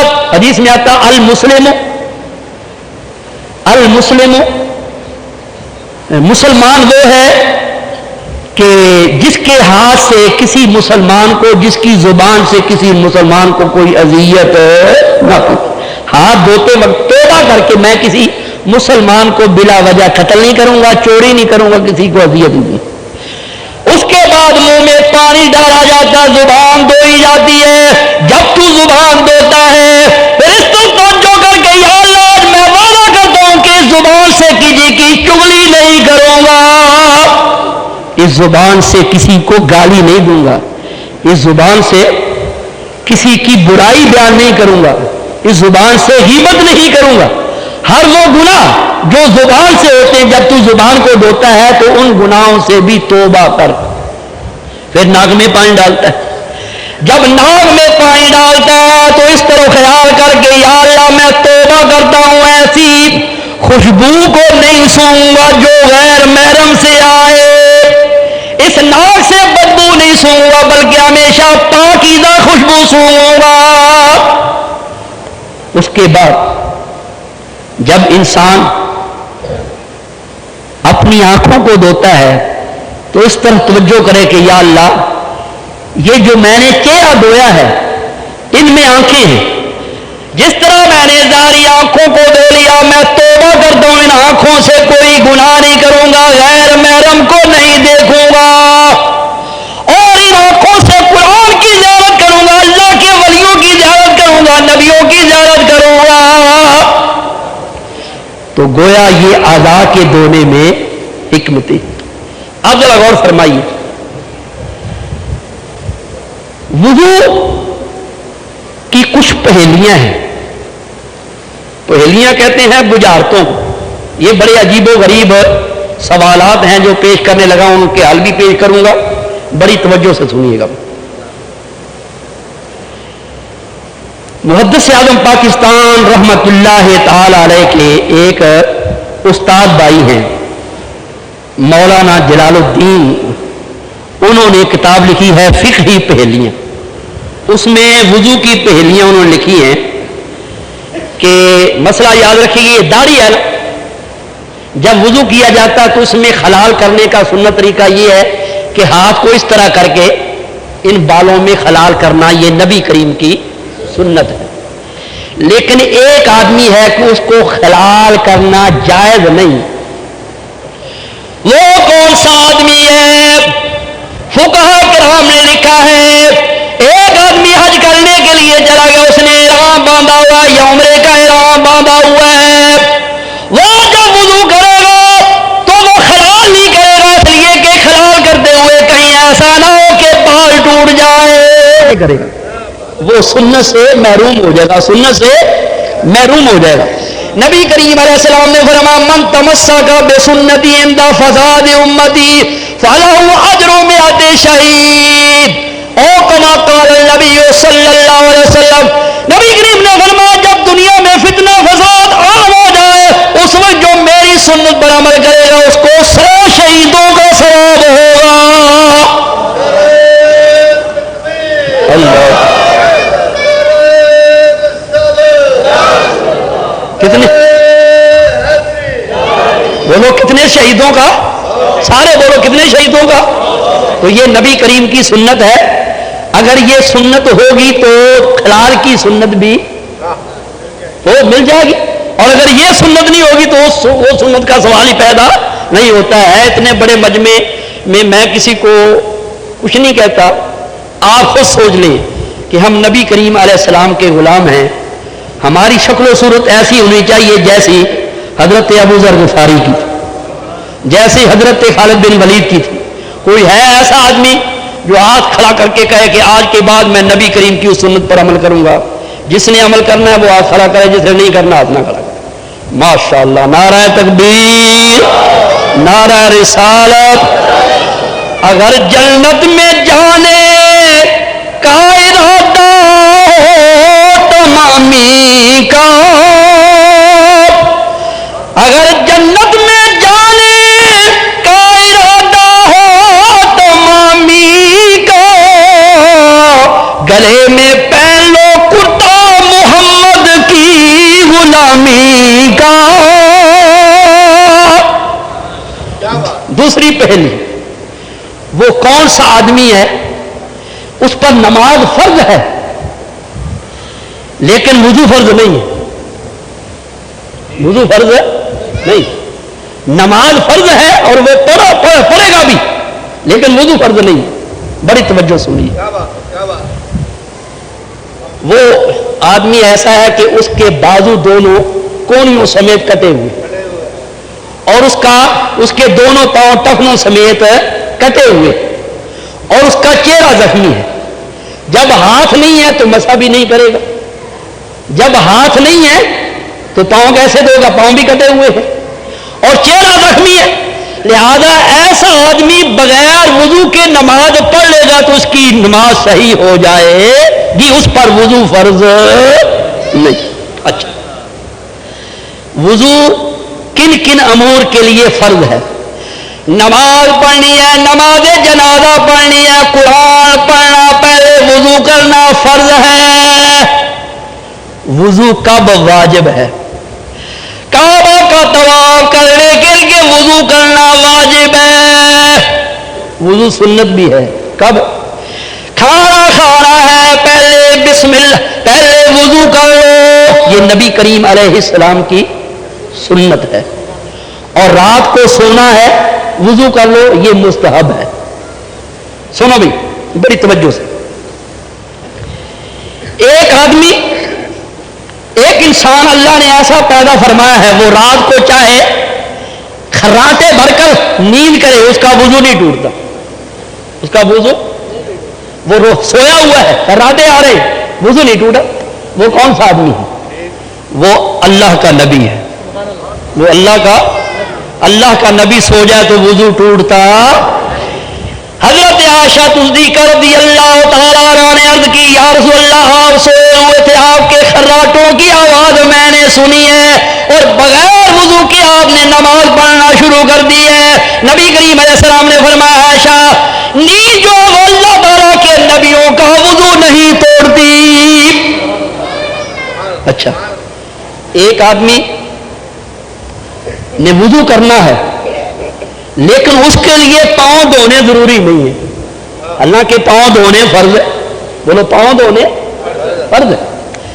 وضو کر رہا ہے، پاؤں دھونے ضروری نہیں ہے اور اس نے دھوئے بھی نہیں، نماز پڑھ لی، نماز درست ہوگی. وہ کون سا آدمی؟ سنو بھائی، وہ آدمی وہ ہے کہ نبی کریم علیہ السلام نے فرمایا، اگر وضو کر کے موزے پہن لیے جائیں، اگر وہ مقیم ہو تو 24 گھنٹے کے لیے وہ موزوں پر مسح کر لے. مسح کا مطلب یہ ہے کہ دائیں پاؤں کا مسح کرنا ہے تو ان 3 انگلیوں کو تر کر کے انگلیوں سے کھینچتا ہوا یہ پنڈلی تک آ جائے، اور ادھر کا پاؤں جو ہے ادھر کی 3 انگلیوں سے تر کر کے، انگلیوں کو تر کر کے انگلیوں سے یہ ٹانگ کی طرف آ جائے. تو وہ اگر مقیم ہے تو 24 گھنٹے تک اس پر مسح کر سکتا ہے، اس کا پاؤں دھونا ضروری نہیں ہے. اور اگر مسافر ہے تو 3 دن تک وہ اس پر مسح کر سکتا ہے، اس کا پاؤں دھونا ضروری نہیں. تو یہ پہلیاں تھیں وضو کی. اب ذرا غور فرمائیے گا، تیمم کرنا ہے، کب تیمم کیا جائے گا؟ چلو بڑی توجہ. ایک آدمی بیمار ہے، تجربہ کار متقی پرہیزگار حکیم اور ڈاکٹر نے کہہ دیا ہے اگر تو وضو کرے گا تو تیری بیماری زیادہ ہو جائے گی، تو پھر وہ وضو نہ کرے بلکہ تیمم کر لے. ایک دوسری صورت یہ ہے کہ جہاں اس نے نماز پڑھنی ہے چاروں طرف 1 میل تک پانی نہیں ملتا، اس نے تلاش بھی کیا، پانی نہیں ملتا، تو اس کے لیے بھی حکم یہ ہے کہ وہ مٹی سے تیمم کر لے. اور اگر پانی موجود ہے لیکن وہاں دشمن ہے، سانپ ہے، شیر ہے، یا اس کا کوئی انسان دشمن ہے، وہاں جائے گا تو جان کا خطرہ ہے، تو بھی تیمم کر لے، وہاں نہ جائے. اور اگر جنگل میں ہے، کنواں ہے، کنویں پر ڈوری نہیں ہے اور کوئی بالٹی وغیرہ یا گڑا وغیرہ نہیں ہے جس سے پانی نکال سکے، تو بھی تیمم کر لے. یا کسی ایسے ملک میں موجود ہے جہاں پانی تو ہے لیکن تھوڑا وہ قیمتاً بک رہا ہے اور اس کے بعد اس نے پیسے نہیں ہے، تو بھی اس کے لیے حکم ہے کہ وہ پانی سے تیمم کر لے. اچھا، ایک آدمی ایسا ہے وہ ریل پر بیٹھا ہوا، ریل سے نیچے اترا وضو کے لیے، اب ریل چلنے لگی تو وہ جلدی سے مٹی سے تیمم کر سکتا ہے، وضو نہیں کر سکا تو تیمم کر لے. ریل میں بھی پانی موجود نہیں تو اس کو چاہیے کہ وضو کر لے. ایک آدمی نماز عید پڑھنے کے لیے آیا ہے، جماعت کھڑی ہو گئی ہے، اگر وہ وضو کرنے لگ جائے تو نماز فوت ہو جائے گی. اس کے لیے حکم یہ ہے کہ جلدی سے تیمم کر لے، جماعت میں شامل ہو جائے. ایک آدمی نماز جنازہ پڑھنے آیا ہے، نماز جنازہ ختم ہونے کو ہے، اگر وہ وضو کرے گا تو نماز جنازہ فوت ہو جائے گی، لیکن اس میں شرط یہ ہے کہ وہ جنازہ پڑھنے والا غیر ولی ہو، ولی نہ ہو. اس لیے کہ ولی چاہے وضو میں جتنی دیر لگائے، ولی کے بغیر تو نماز جنازہ شروع نہیں ہوگی. غیر ولی جو ہے وہ اگر دیکھے کہ نماز فوت ہو رہی ہے تو جلدی سے تیمم کر کے ساتھ مل جائے۔ میرے دوستوں اور بزرگوں، تیمم کیسے کرنا سنو۔ یہ ہاتھوں کی انگلیوں کو بالکل سیدھا کھول لو اور زمین پر اس طرح مارے تاکہ خاک ہاتھوں کو لگ جائے، پھر اس طرح کر کے جھاڑ دو اور چہرے پر اس طرح پھرو کہ چہرے کا کوئی حصہ مسح کے بغیر نہ رہ جائے، پھر ہاتھ مارو اور جھاڑ کر اس طرح اس ہاتھ کو پشت کی طرف سے لاؤ اور پیٹ کی طرف سے واپس لے جاؤ، اسی طرح اس ہاتھ کو پشت کی طرف سے لاؤ اور پیٹ کی طرف سے واپس لے جاؤ۔ اور تیمم کے 3 فرض ہیں، سنو، نیت، دوسرا چہرے کا مسح اور تیسرا ہاتھوں کا مسح۔ اور موضع پر مسح کرنا تو اس کے 2 فرض ہیں، ایک یہ کہ پشت پر کیا جائے اور دوسرا یہ کہ کم از کم 3 انگلیاں تر کر کے مسح کیا جائے۔ یہ وضو، تیمم اور موضع کے چند مسائل میں نے بیان کیے ہیں، مسائل یاد بھی رکھا کرو۔ آئندہ خیال یہ تھا کہ اذان اور الصلاۃ والسلام علیکہ یا رسول اللہ پر بحث ہوگی، لیکن چونکہ یہ مہینہ آ گیا ہے جمادی الثانی کا، جس میں حضرت سیدنا صدیق اکبر رضی اللہ تعالیٰ عنہ کا وصال ہوا، لہذا اس مہینے میں آئندہ جتنے بھی جمعے آئیں گے صرف سیدنا صدیق اکبر رضی اللہ تعالیٰ عنہ کے حالات بیان کیے جائیں گے، اور اس سے اگلا مہینہ جو آئے گا وہ معراج النبی کا ہوگا، اس میں معراج واقعہ معراج بیان ہوگا، اور انشاءاللہ تبارک تعالیٰ پھر وقت ملا تو پھر اذان سے شروع کریں گے نماز، اور اس طرح پھر دوسرے مسائل انشاءاللہ تبارک تعالیٰ پیش کی جائیں گے۔ جناب قاری محمد جہانگیر رضوی صاحب جڑے فیضان محدث اعظم کیسر سینٹر والے، انہاں دا ایک بہت بڑا سمجھنا کہ ہر شخص دا جن دین واسطے کام کیتا ہوئے او دا قوم تے احسان ہو۔ ادا نے کہ سی ڈی لیاندی اس تہاڈی خدمت واسطے، میں بھی ادا دیکھیے کہ ترکی دے اندر میرے آقا کریم علیہ الصلوۃ والسلام دے تبرکات، مثلا میں خود دیکھیا ہے اے اندر نبی پاک علیہ الصلوۃ والسلام دے داڑھی شریف دے بال مبارک او دی زیارت دے وچ موجود، اس تو بعد پھر حضور کریم صلی اللہ تعالی علیہ وآلہ وسلم دا قمیض مبارک، سبحان اللہ کہہ دے ہو، اسی تے یار طرف جان والے لوگ ہیں، حضور کریم کو گل ہی کرے تے اسی طرف جان والے لوگ۔ پھر اس تو بعد حضور کریم دی تلواراں، حضور کریم دا دندان مبارک جڑا احد دے میدان شہید ہویا موجود ہے، اور پھر اس تو بعد آقا کریم علیہ الصلوۃ والسلام دے تبرکات، اسی تے حضور کریم دے نالین شریف دا اکو نقشہ ویکھے نا، وہ 4 قسم دے نالین شریف نے حضور کریم 4 قسم دے نقشے نے حضور دے نالین شریف دے، انہوں نے سونے دے صندوق بند کر کے پھر وہ بکھائے نے، وہ بھی یہ زیارتاں موجود نے۔ پھر حضرت سیدۃ النساء، حضرت سیدہ فاطمہ الزہرا دے جہیز والا جوڑا جیڑا سرکار نے جہیز وچ دتا سی، تو جوڑا بھی ویکھ لینا تے اپنے جوڑے وچ ویکھ لیے، شہانہ شادیاں دے بچیاں دے کدے اعلی جوڑے ہوندے نے، تے سیدۃ النساء دا جوڑا بھی ویکھ لو۔ پھر وہ صندوق جیڑا سیدۃ النساء نو جہیز وچ دتا گیا سی، او دی زیارت بھی موجود ہے۔ پھر اس تو بعد حضرات محترم حضرت سیدنا ابو بکر صدیق دی تلواراں موجود نے، حضرت ابو بکر صدیق دی داڑھی مبارک دے وال مبارک موجود ہیں۔ پھر جناب سرکار غوث العالمین سرکار غوث پاک دی ٹوپی مبارک موجود، اور پھر امام حسین علیہ السلام دا قمیض مبارک، اور او قمیض جڑا امام علی مقام نے میدان کربلا چ پیا نہیں، اسی طرح ہی خون آلودہ قمیض ہے، ترکیاں والے سنبھال کے رکھیا ہوا، او دی زیارت بھی ہے۔ اور بہت سارے حضرت اویس کرنی دی ٹوپی وہ بھی موجود ہے، بہت سارے تبرکات نے۔ یہ سیڑھیاں لے کے انہیں لازمی طور تے میں چونکہ صرف اس واسطے کہ تسی لوگ این ممکن ہے کوئی لا کے دیکھے او دے دل وچ میرے نبی دا نقشے کفے پاٹ نقش ہو جائے، بس یہ نہیں بات ہے، پتہ نہیں کدے دل دی دنیا بدل جائے۔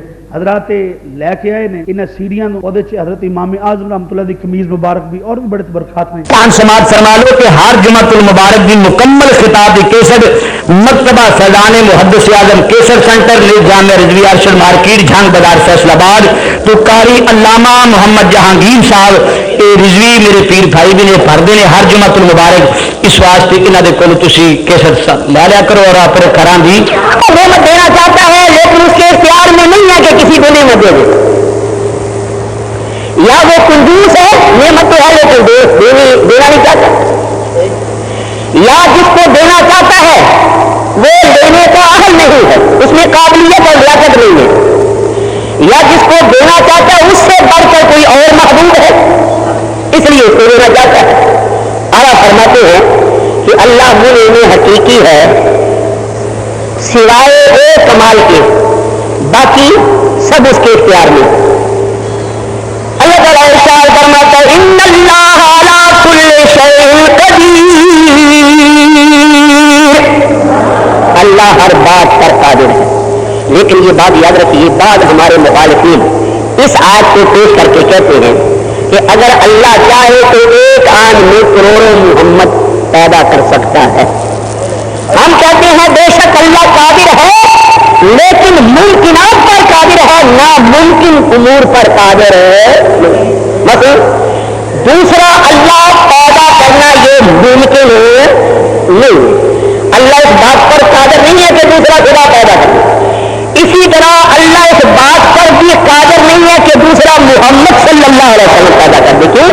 وجہ کیا ہے؟ اللہ تعالیٰ ارشاد فرماتا ہے ما کان محمد ابا احد من رجالکم ولکن رسول اللہ وخاتم النبیین. اللہ ارشاد فرماتا ہے میرا محبوب محمد صلی اللہ علیہ وسلم تم میں سے کسی مرد کا باپ نہیں، وہ اللہ کا رسول ہے اور تمام نبیوں کا خاتم ہے، تمام نبیوں کے بعد میں آنے والا، اس کے بعد کوئی نبی. اگر یہ مان لیا جائے کہ اللہ تعالیٰ اور محمد پیدا کر سکتا ہے، اگر وہ اور محمد پیدا کر دے تو یہ جو اللہ نے فرمایا کہ محمد مصطفیٰ آخری نبی ہے، تو جب اور آ جائے گا تو حضور آخری نبی نہیں رہیں گے، اور جب آخری نبی نہیں رہیں گے تو اللہ کا کلام جھوٹا ہو جائے گا، جس کا کلام جھوٹا ہو جائے وہ خدا نہیں ہو سکتا، جو خدا ہوگا اس کا کلام جھوٹا نہیں ہوگا. اللہ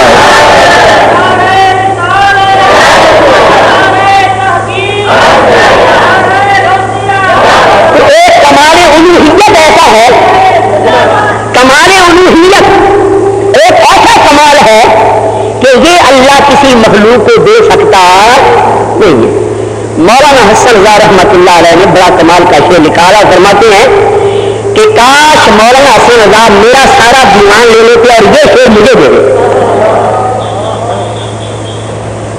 فرماتے ہیں خدا کرنا ہوتا جو تحت مشیت، اگر اللہ تعالیٰ حضور کو خدا کر سکتا، خدا بنا سکتا، خدا کرنا ہوتا جو تحت مشیت، خدا ہو کے آتا وہ بندہ خدا کا، خدا ہو کے آتا وہ بندہ خدا کا.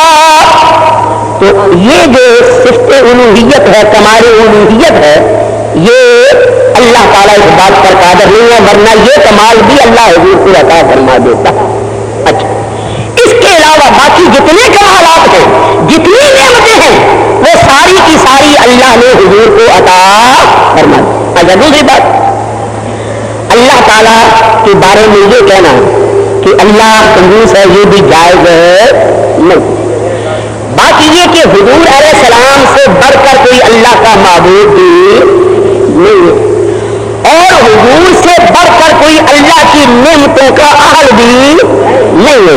اس لیے جتنی اللہ کی نعمتیں ہیں اور جتنے کمالات ہیں وہ اللہ نے سارے کے سارے حضور کو عطا کری. مولانا جلیل الرحمان قادری کا شعر فرماتے ہیں یا رسول اللہ،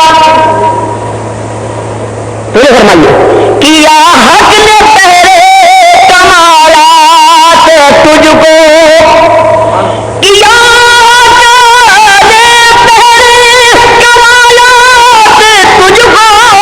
نہ پایا کسی نے کنارا تمہارا، نہ پایا کسی نے کنارا تمہارا.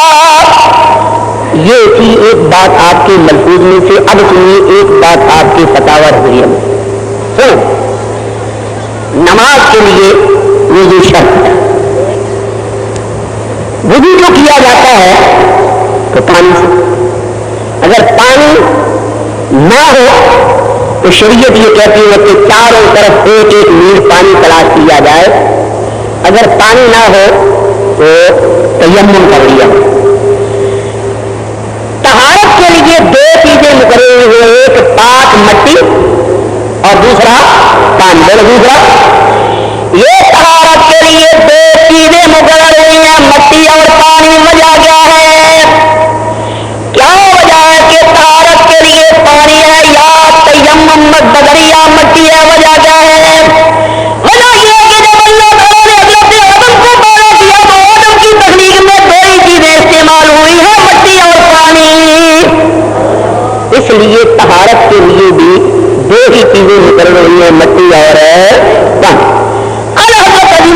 इमाम वाले सुन्नी फरमाते हैं कि उस पानी से वुजू किया जाएगा जिसमें 3 वस्फ हो, पानी का रंग ना बदला, उसका मजा जायका ना बदला, उसमें बदबू ना पैदा हो। और आगे हुक्मत लिखते हैं, फरमाते हैं सबसे पहले वुजू करने वाला अपने हाथ में पानी डालता है, उसमें बदबू ना पैदा हो। और आगे हुक्मत लिखते हैं, फरमाते हैं सबसे पहले वुजू करने वाला अपने हाथ में पानी डालता है। इसमें हिकमत ये है ताकि वुजू करने वाला देखे कि पानी का रंग तो नहीं बदला, उसके बाद मुंह में पानी डाला जाता है ताकि वुजू करने वाला देखे इसका जायका तो नहीं बदला, उसके बाद नाक में पानी डाला जाता है ताकि वुजू करने वाला देखे इसमें बदबू तो पैदा नहीं हुई। ये चीजें वुजू में फर्ज नहीं, ये जो हाथ है, ये पानी देना, उंगली करना, नाक में पानी, ये फर्ज नहीं, फर्ज 4 है। ये चेहरा देना, कोहनी तक हाथ देना, मसा करना और पांव तक में कर देना, इसमें हिकमत क्या है? ये 4 फर्ज क्यों है, 5 क्यों नहीं है, 3 क्यों नहीं? चेहरे में बड़ी तवज्जो देता। अल्लाह ताला ने हजरत आदम अलैहिस्सलाम और हजरत हव्वा सलामुल्लाहि अलैहा को जन्नत में दाखिल किया, एक पाबंदी लगा दी, वला तक़रबू हाज़िहि शजरत फतकूना मिनल ज़ालिमीन। ऐ आदम, ऐ हव्वा, खबरदार इस दरख्त के करीब नहीं जाना, अगर तुम दरख्त के करीब चले गए तो अपने ऊपर ज्यादती करने वालों में से हो जाओ।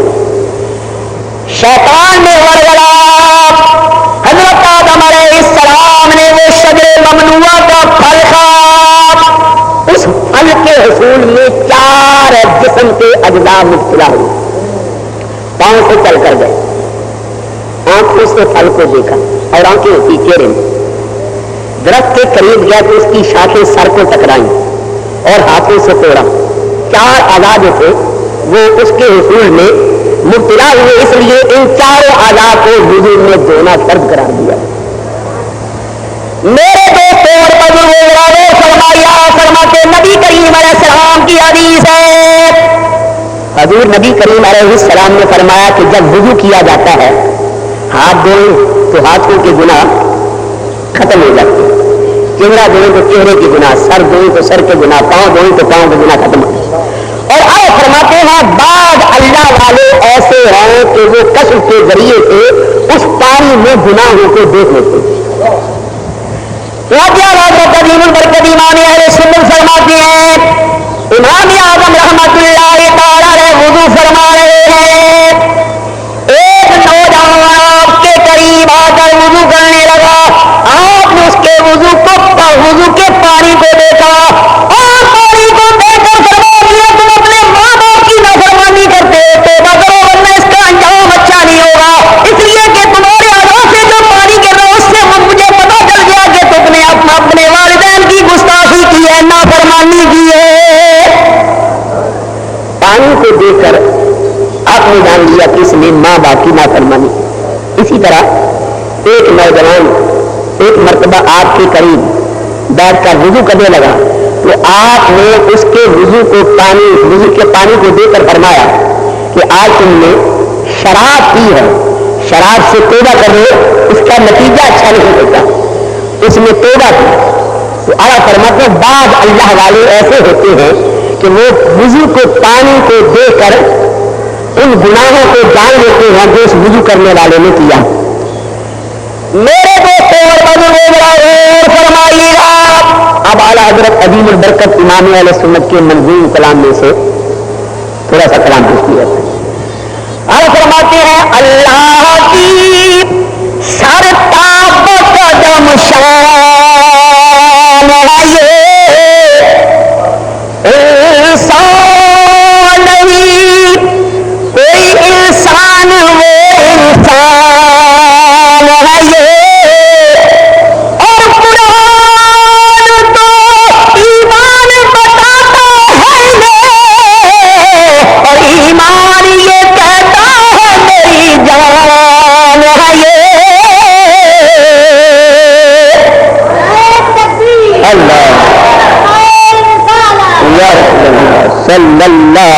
علیہ وسلم. آج اعلیٰ حضرت عظیم البرکت امام اہل سنت اپنے دور کے اکابرین کی نظر میں کیسے تھے وہ فرمائیں. کتاب کا نام ہے مجدد اسلام. علامہ نسیم بستوی فرماتے ہیں ایک مرتبہ اعلیٰ حضرت دوپہر کو روتے ہوئے سے اعلیٰ حضرت کے خاندان کا یہ ہمیشہ طریقہ رہا کہ وہ دوپہر کو سوتے تھے. دوپہر کو سونا اس کا نام ہے ایلولہ اور یہ نبی کریم علیہ السلام کی سنت ہے. ایک مرتبہ روتے روتے سو گئے تو خواب میں آپ کے دادا مولانا رضا علی خان صاحب رحمت اللہ تعالی علیہ ملے اور فرمایا بیٹا ایک آدمی آئے گا اور تیرے دکھی دل کا علاج کر دے گا. فرماتے میں بیدار ہوا. حضرت علامہ مولانا عبد القادر بغدادی رحمت اللہ تعالی تشریف لائے اور مجھے مارہرا شریف جو اعلیٰ حضرت کا پیر خانہ ہے فرماتے وہاں لے گئے. سید آل رسول وہاں بہت بڑے روحانی بزرگ تھے. انہوں نے جب اعلیٰ حضرت کو دیکھا تو کہا آؤ ہم تو کب سے تمہارا انتظار کر رہے تھے. یہ باطنی نعمتیں جن کی قسمت میں ہوتی ہے اللہ نے روزے اگر ہی ان کی قسمت میں لکھی ہوتی ہے. اسی لیے مولا غلام رسول فرماتے ہیں عشق کرم دا قطرہ اگلی تے میں دے وسنا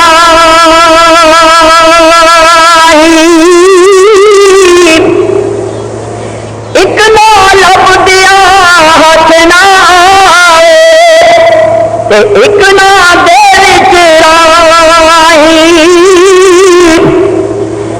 ایک نہ لب دیا عمر کمائی پر پلے پیو نہ پائی ایک نہ نظر جدوں دی کھولی تے اے مت گھر بائی.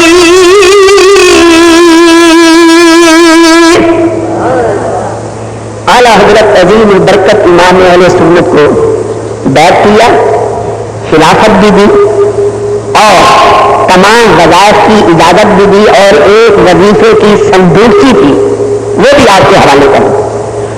وہ لوگ جو بجتے وہاں ریاستیں کر رہے تھے مجاہدے کر رہے تھے انہوں نے سید آل رسول رحمت اللہ تعالی کی بارگاہ میں عرض کیا ہم اتنی مدت سے یہاں مجاہدے کر رہے ہیں اور یہ بچہ ہے آج ہی آیا ہے, آج آپ نے اس پر کرم فرما دیا. آپ نے فرمایا میاں تم کیا جانو مولوی احمد رضا کو, تمہیں تیاری کی ضرورت نہیں, یہ تیار ہو کر آیا ہے. اگر کیا کرام اللہ مجھ سے پوچھنے گئے اور رسول میری بارگاہ کے لیے کیا تحفہ لایا تو میں مولوی احمد رضا کو پیش کر دوں گا. آپ لاہور تشریف لے جائیں تو دہلی گیٹ کے اندر ایک مزار ہے حضرت علامہ مولانا سید دیدار علی شاہ صاحب رحمت اللہ تعالی علیہ الولی.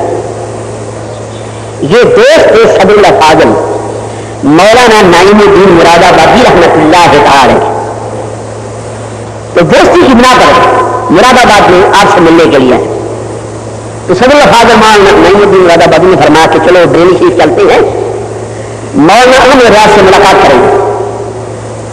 تو سید دیدار شاہ صاحب نے فرمایا ہاں میں جانتا ہوں پٹھان خاندان سے ہیں, طبیعت میں سب کی غصہ زیادہ ہے. سید فاضل نے فرمایا یہ تو ان کی ذاتی صفات ہے, ہمیں ان سے کیا کرتا, ہمیں تو ملاقات کرنی ہے, ملاقات کر کے آ جائے. فرما چلو بریلی شریف پہنچے, صدر فاضل نے مصافحہ کیا. اس کے بعد سید دیدار شاہ صاحب رحمت اللہ علیہ نے بھی مصافحہ کیا. اعلیٰ حضرت سے پوچھا حضرت مزاج کیسے ہیں؟ آپ نے فرمایا میاں کیا پوچھتے, پٹھان خاندان سے ہوں اور طبیعت میں سلطی اور غصہ زیادہ ہے. وہ جو بات انہوں نے مراد آباد میں کہی اعلیٰ حضرت فاضل دہلوی رحمت اللہ تعالی نے دہلی شریف میں سن لی. اعلیٰ حضرت کوئی نبی نہیں ہے, صحابی نہیں ہے, تابعی نہیں ہے. میں نے مراد آباد بھی دیکھا ہے, بلی شریف بھی, کافی فاصلہ. اعلیٰ حضرت امام اہل سنت رحمۃ اللہ علیہ نے اتنی دور سے ان کی آواز کو سن لیا. آپ نبی کریم علیہ السلام کے غلاموں کے غلاموں کے غلاموں کے غلام ہیں. جب نبی کریم علیہ السلام کے غلاموں کا یہ کمال ہے تو وہ اتنی دور کی آواز کو سن سکتے ہیں تو پھر نبی کریم بھی ہمارے درود و سلام کو سن سکتے ہیں.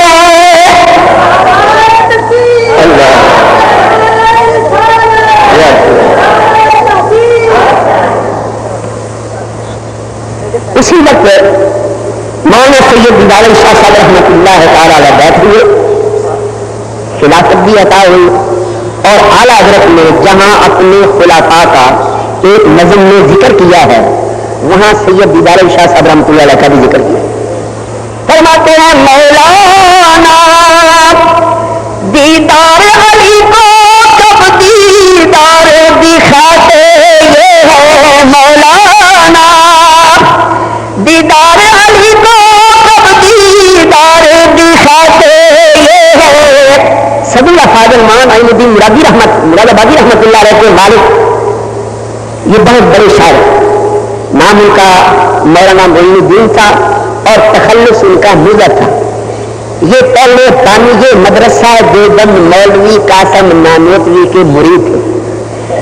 جب حسام الحرمین دکھائی گئی اور مخالفین کی کفریہ عبارات ان کو دکھائی گئی تو پھر وہ اعلیٰ حضرت کی بارگاہ میں آئے اور آج سے بیٹھ ہوئے اور ایک شعر لکھا قلم توڑ کر رکھ دیا. فرماتے ہیں پھر اس گلی سے